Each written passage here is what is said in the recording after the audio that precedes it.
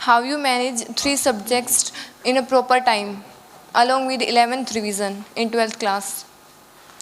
हाँ, 11th और 12th के साथ जेईई की प्रिपरेशन करना, ये मतलब काफ़ी बच्चे मानते हैं कि ये मैनेज नहीं हो पाएगा या फिर ऐसा हो नहीं पाएगा, लेकिन ये एक बहुत ही ईजी है। जो हम 11th और 12th के लिए जो आप जैसे बोर्ड्स के लिए पढ़ते हो, वो हमें एक फाउंडेशनल अंडरस्टैंडिंग देते हैं कॉन्सेप्ट्स की, और उन्हीं कॉन्सेप्ट्स को यूज़ करके हम जेईई और इन सब के जो क्वेश्चन हैं उनके आंसर बनाते हैं। तो ऐसा कुछ नहीं है कि ये पढ़ाई अलग है और वो पढ़ाई अलग है, दोनों चीज़ें सेम ही है। उसमें हमें कंसेप्ट सीखने को मिलता है जो हम पढ़ते हैं 11th 12th में, और जेईई में हमें उन्हीं कॉन्सेप्ट्स को यूज़ करके क्वेश्चन सोल्व करने होते हैं, और ये सब चीज़ें प्रैक्टिस से आराम से हो जाती हैं। लास्ट टाइम में आपने थ्योरी और न्यूमेरिकल्स में किसको ज़्यादा प्रीफर किया था? लास्ट टाइम पे थ्योरी और न्यूमेरिकल्स में किसको ज़्यादा प्रीफर किया था? आपका मतलब लास्ट राउंड से है ना? Yes sir. देखा जाए तो थ्योरी और न्यूमेरिकल दोनों इक्वली इम्पोर्टेंट होते हैं। तो अगर आप like starting of the class कर रहे हो तो उस टाइम पे आप थ्योरी पे ज़्यादा फोकस करो, क्योंकि थ्योरी से आपकी फाउंडेशन और कंसेप्ट बिल्डिंग होगी। अगर आपके कंसेप्ट क्लियर हो गए तो उसके बाद आप न्यूमेरिकल आराम से कर सकते हो। और जैसे जैसे आपका एग्ज़ाम पास में आता है तो आप थ्योरी को एज ए शॉर्ट नोट्स बना सकते हो, लाइक इन 1 पेज आप एक पूरे चैप्टर को लेके आ सकते हो और उसको एक एज ए रिविज़न निकाल सकते हो। अगर आप लास्ट टाइम में देखो तो आपको न्यूमेरिकल्स पे ज़्यादा फोकस करना चाहिए। द पास्ट ईयर क्वेश्चंस को आप सोल्व कर सकते हो, और इसके अलावा आप अपने शॉर्ट नोट्स को देख सकते हो कि भाई बेसिकली इस पूरे चैप्टर में क्या था। आपको एक थोड़ा सा याद तो आपको रहता ही है, बट एक बार थोड़ा सा रिवाइज हो जाएगी वही चीज़। तो अगर आपको न्यूमेरिकल्स करने हैं तो आप स्टार्टिंग में आसान वाले न्यूमेरिकल्स कीजिए, और अगर एग्ज़ाम के पास अगर आप जा रहे हो तो उस टाइम पे आपको पास्ट ईयर क्वेश्चंस और जो थोड़े से टफ वाले न्यूमेरिकल्स होते हैं वो वाले न्यूमेरिकल्स कीजिए। तो थ्योरी और न्यूमेरिकल दोनों इक्वली इम्पोर्टेंट है। टाइमिंग के हिसाब से पहले थ्योरी कीजिए और बाद में न्यूमेरिकल कीजिए। जिस टाइम आप जेईई मेंस की प्रिपरेशन कर रहे थे तो उस टाइम पे आपके बैकलॉग्स रहे होंगे, तो क्या बैकलॉग्स के साथ सिलेक्शन निकाल सकते? देखो, बैकलॉग्स हमेशा आपके रहते हैं, आप कितनी भी कोशिश कर लो थोड़ा बहुत आपका बच जाता है। तो बैकलॉग्स हमेशा रहने वाले हैं, लेकिन आप जब आप स्टार्टिंग में आप उसको पढ़ते हो उस टाइम पे आपके बैकलॉग्स निकलेंगे। मान लो टीचर ने आपको 15 पेज पढ़ाए, आप उसमें से 13 ही पढ़ पाए, आपके 2 पेज बच गए, तो आप उनको एज ए रिविज़न टाइम में आप उनको देख सकते हो ना। आपको पहले 13 पेज तो पहले से आते हैं, लेकिन लास्ट वाले 2 पेज ही तो ऐसे हैं ना जो आपको नहीं आते हैं। तो अपने रिविज़न टाइम में उसको ज़्यादा टाइम दो, बाकी वाले को कम टाइम दो। बैकलॉग को मैनेज ही करना पड़ता है कि अगर आपका छूट गया तो आप अपने रिवीजन टाइम में करो। एंड ऑल्सो अगर आपका बैकलॉग रह गया तो उसको उसी टाइम पे क्लियर करने की कोशिश मत करना। अगर आप उसी टाइम पे करोगे तो आपके आगे वाले चैप्टर्स हैं वो वाले छूट जाएंगे। तो बैकलॉग्स को हमेशा रिवीजन के टाइम पे ही कवर करना चाहिए। ऑफ द टाइम आपने किस सब्जेक्ट को दिया था? मेरा फेवरेट सब्जेक्ट तो फिज़िक्स था, तो मैंने सबसे ज़्यादा टाइम फिज़िक्स को दिया था। लेकिन सबका अपना अपना प्रेफरेंस है, जिसका जो भी फेवरेट सब्जेक्ट हो, जिसमें आप सोचते हो कि काफ़ी ज़्यादा मार्क्स हम ला सकते हैं, तो आप उसको ज़्यादा इंपॉर्टेंस भी दे सकते हैं। लेकिन ऐसा नहीं है कि कोई भी सब्जेक्ट को आप छोड़ दो, सभी सब्जेक्ट्स को इक्वली लेके चलना ये एक अच्छी हैबिट है।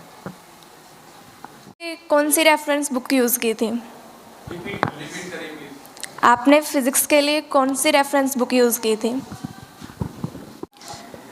फिज़िक्स में जब टीचर्स कंसेप्ट को समझाते थे तो वो एनसीईआरटी को रेफरेंस लेके समझाते थे, और प्रॉब्लम सॉल्विंग के लिए जो बुक यूज़ की थी वो एच.सी. वर्मा वॉल्यूम 1 एंड वॉल्यूम 2 दोनों न्यूमेरिकल सोल्व करने के लिए बहुत ही हेल्पफुल बुक है।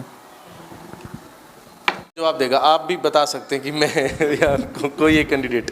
पहले तो मैं पूछना चाहूँगा कि आप फाइनल एग्ज़ाम की बात कर रहे हैं या जो नॉर्मल टेस्ट होते हैं स्कूल में उनकी बात कर रहे हैं? फाइनल हाँ। ठीक है। तो फाइनल एग्ज़ाम में नर्वसनेस को कम करने के लिए आपको स्कूल में बहुत सारे टेस्ट देने पड़ेंगे। जब आप बहुत सारे टेस्ट देंगे तो वो नर्वसनेस धीरे धीरे दूर होती जाएगी। जैसे जैसे आप पहली बार एग्ज़ाम देंगे तो आपको ज़्यादा नर्वसनेस रहेगी, फिर जैसे जैसे ज़्यादा एग्ज़ाम्स देते जाएंगे नर्वसनेस दूर होती जाएगी। बहुत अच्छी बात है। नेक्स्ट सवाल। जब आपने 12th बोर्ड या फिर जेईई मेंस की प्रिपरेशन की थी तो आपने स्टडी को कितने आवर्स दिए थे? जी, हर रोज़ कितना पढ़ाई करते थे? तो स्टडी के लिए आवर्स आप अपने हिसाब से निकालिए कि आपको किस सब्जेक्ट को कितने आवर्स देने हैं। हर बच्चे की कैपेबिलिटी अलग होती है। किसी को फिजिक्स समझने में भाई हो सकता है 2 घंटे लगते हो, दूसरा बच्चा उसी चीज़ को 1 घंटे में कर लेता है। लेकिन अगर ओवरऑल बात की जाए तो I think 2 hours per subject is enough. तो आपके पास जितने सब्जेक्ट, अगर जेई के लिए बात करो तो 6 घंटे मोर देन इनफ होते हैं। उससे ज़्यादा अगर आप पढ़ोगे भी तो भी आपके दिमाग में नहीं जाएगा, आपका दिमाग शट डाउन अपने आप हो जाता है थोड़ी देर के 6 घंटे बाद शट डाउन हो जाता है दिमाग। टायर्ड हो ही जाता है। तो हाँ, तो ध्यान से भाई देखना अपना सभी जो है। अच्छा, नेक्स्ट सवाल। रिवीजन करते समय किन किन बातों का ध्यान रखें? अभी फिर से रिपीट करें सवाल को। रिवीजन करते समय किन किन बातों का ध्यान रखें? जी,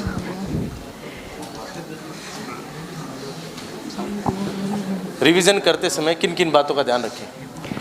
अगर बात करें कॉम्पिटिटिव एग्ज़ाम्स की तो रिवीजन एक बहुत ही इम्पोर्टेंट स्टेप है, और स्पेशली फाइनल आवर्स में जब एग्ज़ाम बहुत ही नज़दीक है तो रिवीजन को हैंडल करने के लिए जब आप पढ़ रहे हैं तो उस समय अपने हिसाब से शॉर्ट नोट्स बनाएं जो आपको बाद में पढ़ने में बहुत ही अच्छे समझ में आए।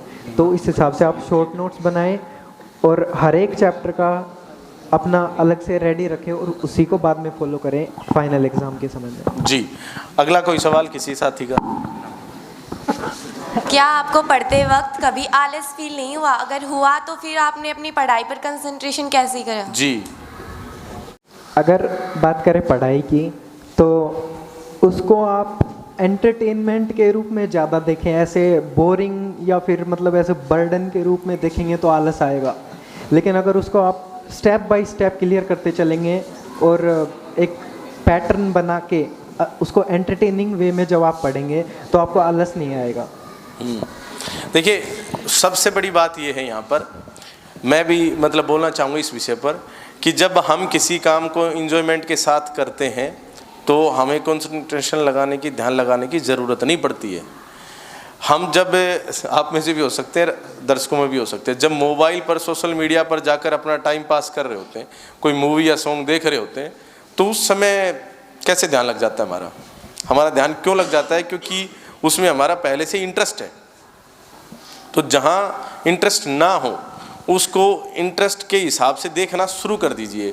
पढ़ाई 99.99 लोगों के लिए मतलब ज़्यादा इंटरेस्ट का सौदा नहीं होता है, और अगर नहीं है तो ध्यान लगाना शुरू कीजिए 100%। कुछ समय पश्चात जब बार बार आप उस पर फोकस करेंगे तो आपका मन लगने लग जाएगा, कम से कम 6 घंटे के लिए। उसके बाद शट डाउन होगा दिमाग।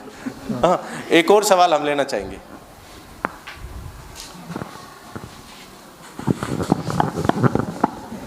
जी, स्कूल के अंदर जो टेस्ट सीरीज हम देते हैं तो उसके अंदर एक सैचुरेशन पॉइंट निकल के आता है कि ना नंबर उससे ज़्यादा जा रहे हैं ना उससे कम।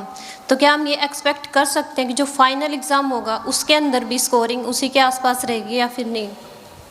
जी, हाँ, तो अगर बात है सैचुरेशन पॉइंट की, तो सैचुरेशन पॉइंट इसलिए आता है क्योंकि आपके कंसेप्ट ख़त्म हो चुके हैं। मतलब जितने आपको कंसेप्ट पता थे उतने के आप आंसर्स दे चुके हो।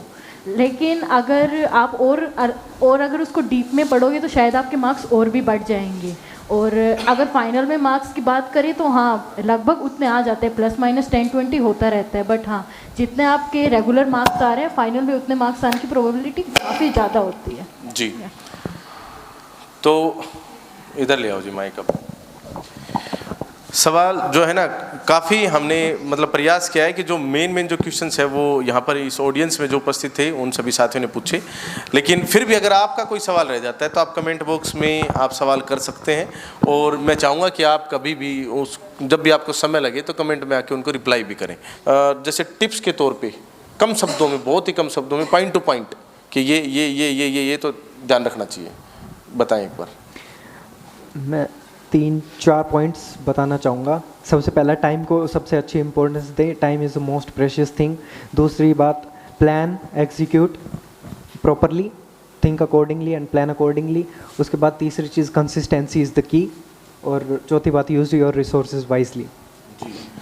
अच्छा, आपसे मेरा ये सवाल है कि कई बार कोई भी जीवन में किसी भी स्टेज पर आकर फेल हो जाता है, और हो सकता है वो IIT एग्जामिनेशन के अंदर भी वो फेल हो जाए, क्रैक ना कर पाए।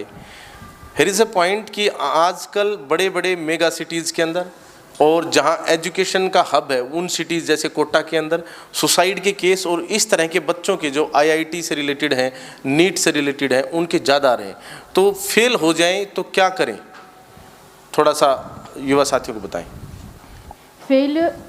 फेलियर लाइफ का पार्ट होता है, तो ऐसा कभी नहीं हो सकता कि आप हर चीज़ में हमेशा पास ही करते रहोगे। फेलियर आएगा, ज़रूर आएगा, लेकिन उस टाइम पे आपके पास एज ए सपोर्ट सिस्टम आपके पेरेंट्स होते हैं, आपके फ्रेंड्स होते हैं और बाकी पूरी सोसाइटी होती है। उस टाइम पे किसी भी बच्चे को या इंसान को इतना ज़्यादा वो नहीं लेना चाहिए, स्ट्रेस नहीं लेना चाहिए, ज़्यादा इस बात के बारे में नहीं सोचना चाहिए कि मैं फ़ेल हो गया, अब मैं कुछ कर नहीं सकता। हर सक्सेस फेलियर के बाद ही मिलती है, तो अगर आप फेल हो भी गए हो कोई बात नहीं, आगे आपके पास सक्सेस ही मिलने वाली है।